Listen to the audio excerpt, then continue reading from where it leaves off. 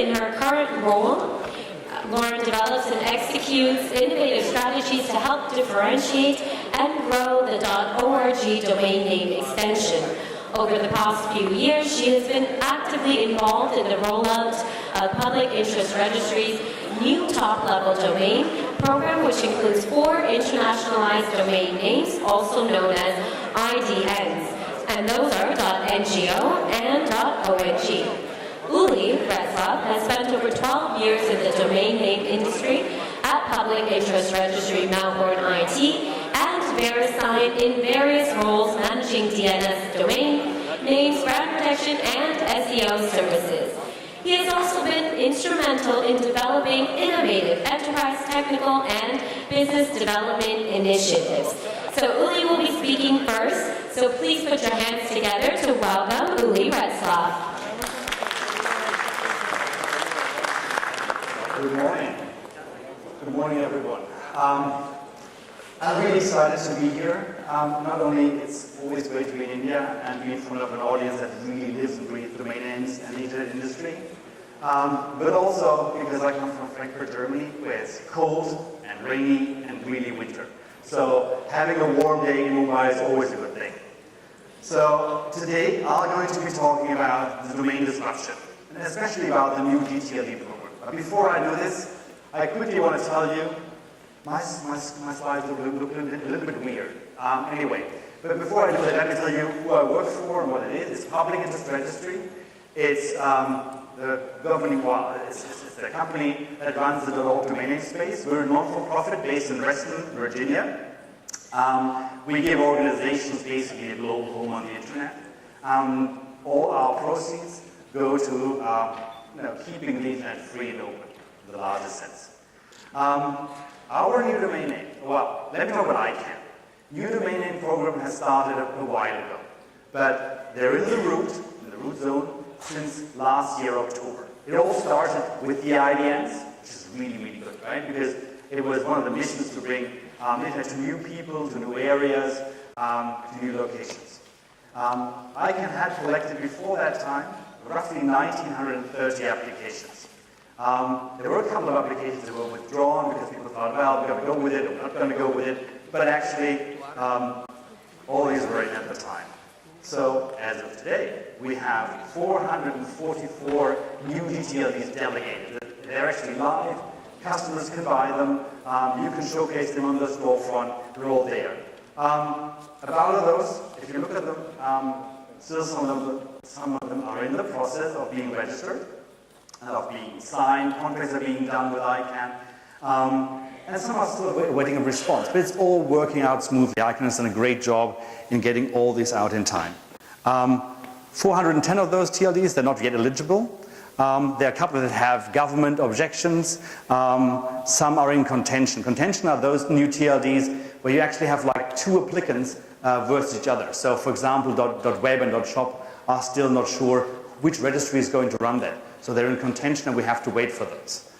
Exciting TLDs, by the way. What are our expectations? My slides really do look a lot weirder than I had back at home. Sorry for that. So ICANN, and I think the general domain name public, had four things that they were looking for.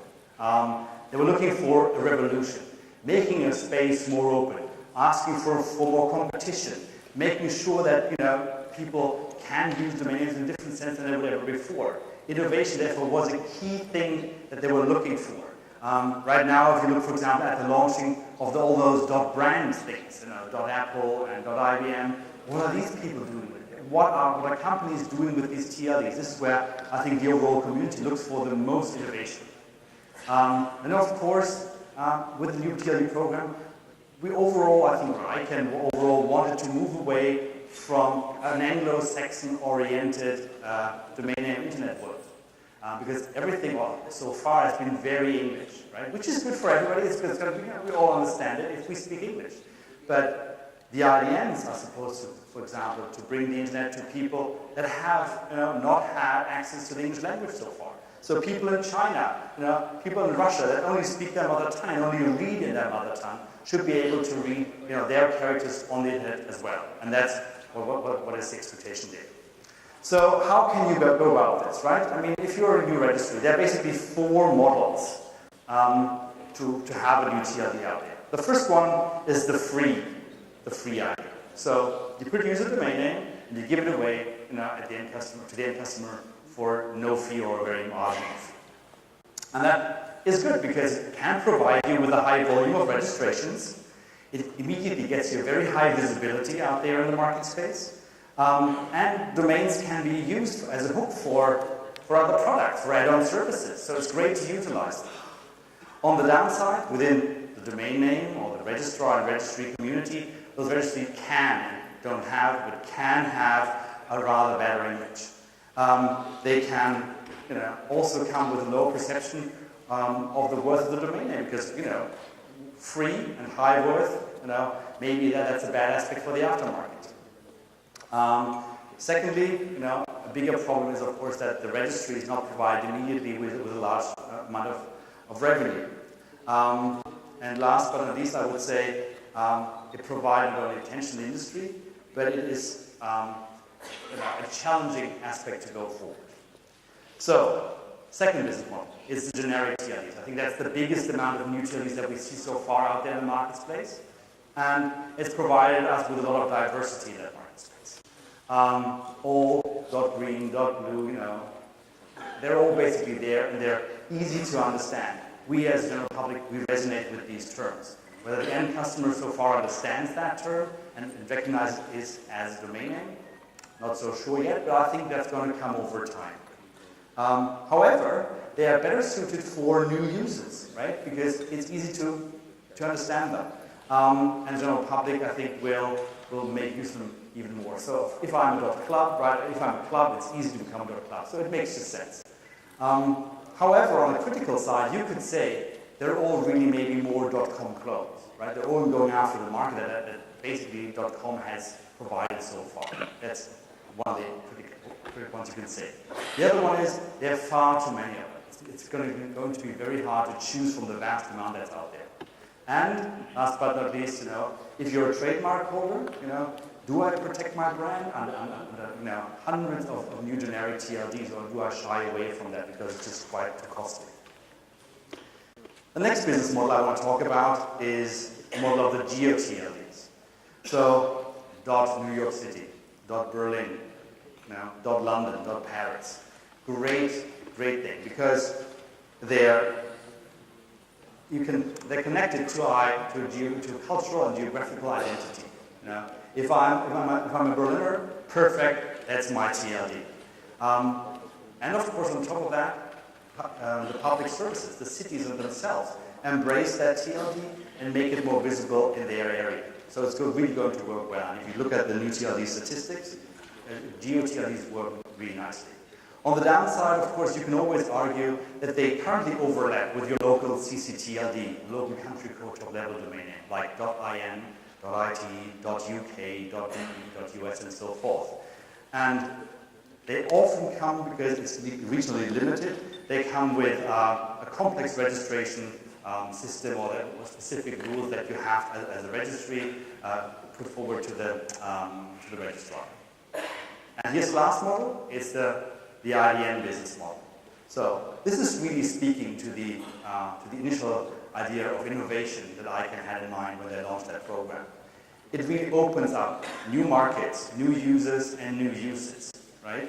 I always think that it's the easiest thing if I'm from somewhere on the street in Moscow and I see in Cyrillic, I see the brand, I see it here in Derangari script, I see something out there, I can understand it, I can connect immediately, but, there are challenges, of course. And one of the challenges is called universal acceptance. That meaning those IDNs have to be available in every mobile browser. They have to be, be able to be typed in from regional keyboards. And of course, can I display it on my device? So all these things are a bit challenging. And on top of that, right now there are still issues with emails being sent using the IDN domain names. A minor aspect that I find is something that's been brought up in the community is like you're excluding users, right? Because you can argue that everything so far has been can I put this, in English. Everybody had access to it if they spoke English. And now with this diversity, you're going to cut off people from the internet. But I think, it's just making the internet more usable for the end consumer. Okay, so if we have all these four business models, we ask ourselves, where are we now, right? What has happened? So there are various phases to look at. One is the sunrise phase. And in the sunrise, I just mentioned that briefly, we have the trouble of trademark owners, registering new TLDs. There were high hopes. People, if you look back at launches that happened before the new TLD program, there were enormous registrations during sunrise periods because brand owners wanted to protect their brand, making sure that cyber squatters weren't able to get those. So that didn't happen this time. So sunrise was kind of disappointing, really. And I think it's just been too costly. The trademark clearinghouse adoption has been poor. I think 30,000 brands were registered in there, and we all had hoped for so much more. So overall, that aside, you can say, okay, we see in Landrush and GA, we see 3.4 million domain names registered in the new GTLD program so far. And that's a great number, right? Some of the TLDs out there have really been rocking, really been good for the industry. Let me just name a couple. .xyz, .club, .guru is out there, the Geo, .berlin, doing really well. But in general, if you look at 444, there's a lot of those guys out there that had higher expectations, that were disappointed.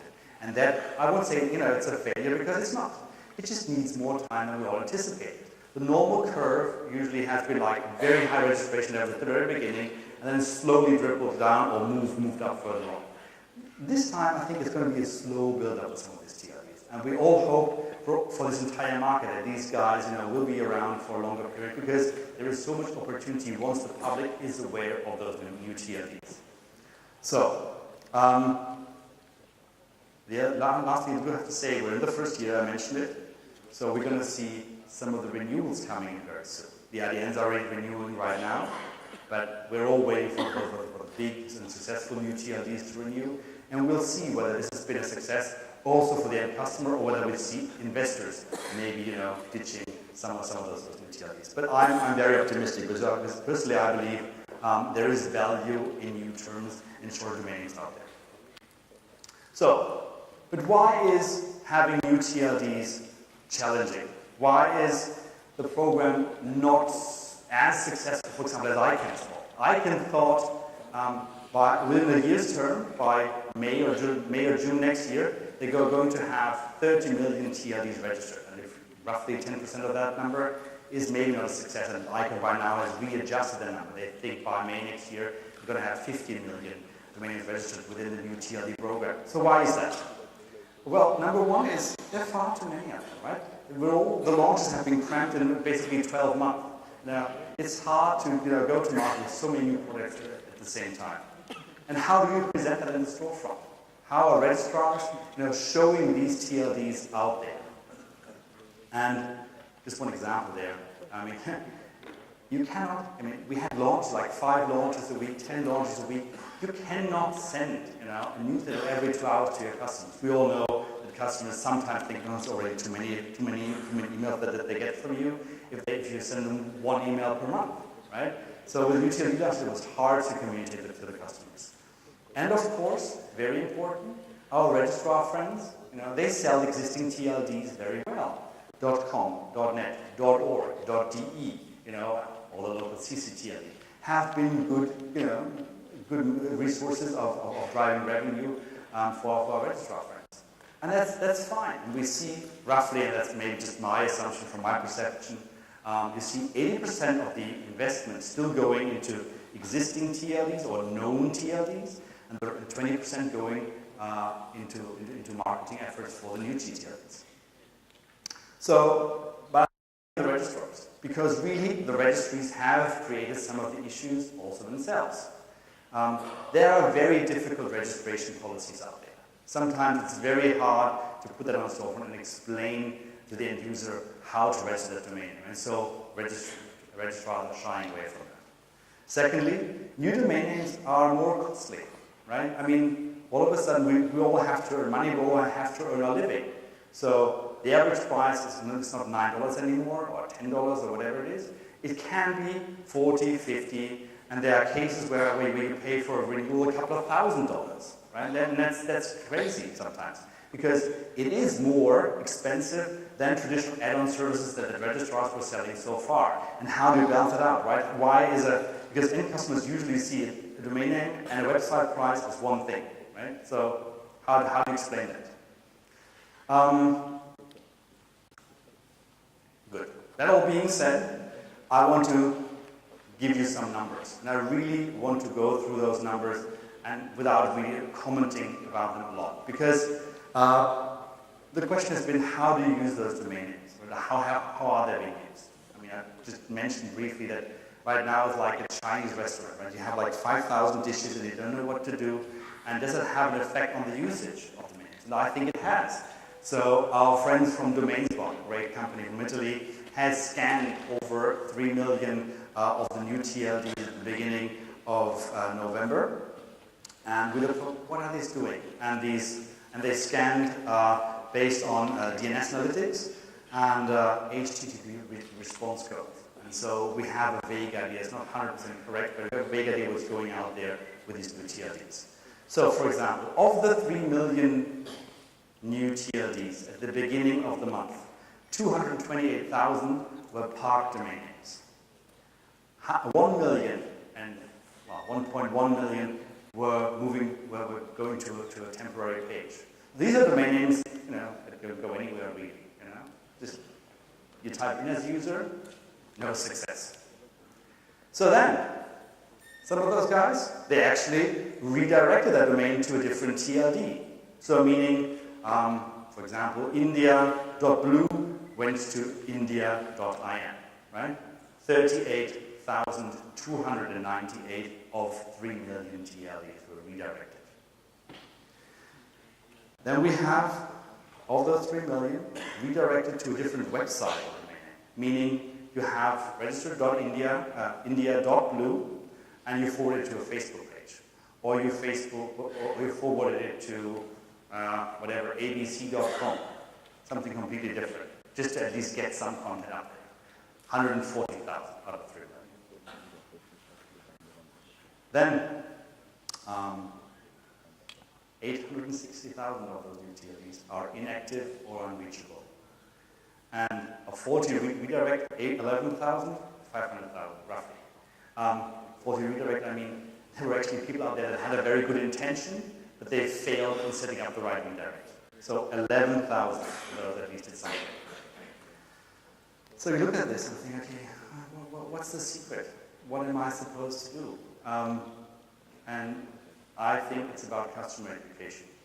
It's about us from the industry educating our customers to make sure that they put something in that box that we give them.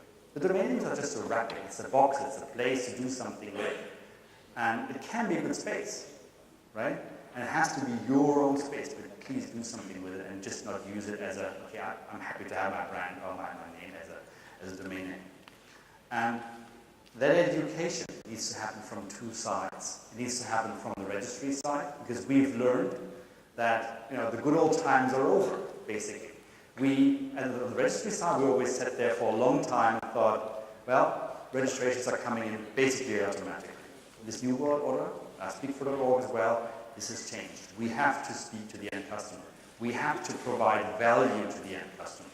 And I think we'll be doing this by reaching out to them directly and drive our potential customers to the storefront of the registrars.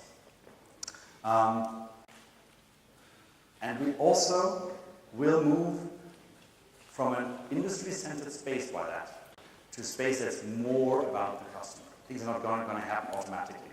They might happen automatically more in areas where the internet is still developing, such as China, right? So automatically people come on board. But in markets where you still have, where you have a certain level of registrations, there you will need to actively do something for your namespace. So all I'm saying is, I'm all about love, not for profit. We work for love. So it's all about attention, truthful, and love for new TLDs. I think it's a market.